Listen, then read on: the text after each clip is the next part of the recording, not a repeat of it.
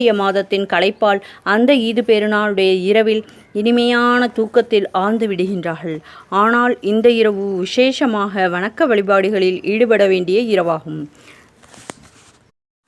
எந்த மனிதர் நன்மையை நாடி 2 பெருநாட்களிலும் விழித்திருந்து வணக்கங்களில் ஈடுபடுகின்றார்களோ அவர்களுடைய இதயங்கள் எல்லாம் இறந்துவிடக்கூடிய நாளில் இறந்து விடாமல் இருக்கும் என முஹம்மது நபி ஸல்லல்லாஹு அலைஹி வஸல்லம் அவர்கள் கூறியிருக்கின்றார்கள். அதாவது உலகத்தில் குழப்பங்கள் நிகழ்கின்ற நேரத்தில் மனிதர்களுடைய இதயங்கள் எல்லாம் இறந்துவிட்டவை போல செயலற்றிருக்கும் பொழுது இவருடைய இதயம் மட்டும் உயிரோட்டத்தோடு இருக்கும் என்பது கருத்தாகும்.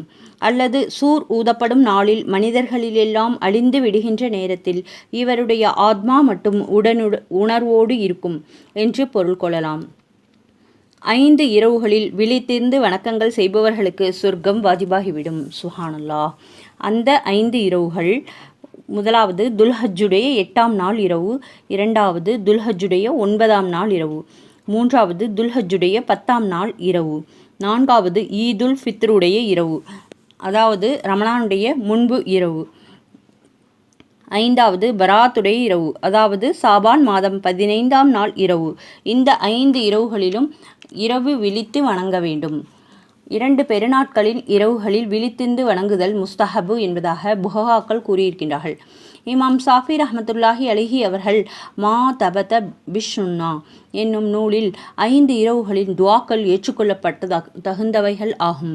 அவை ஜும்மா நாள் இரவு, 2 பெருநாட்களின் இரவுகள், ரஜபுடைய மாதத்தின் முதல் நாள் இரவு, பராத்துடைய இரவு என்று கூறியிருக்கின்றார்கள்.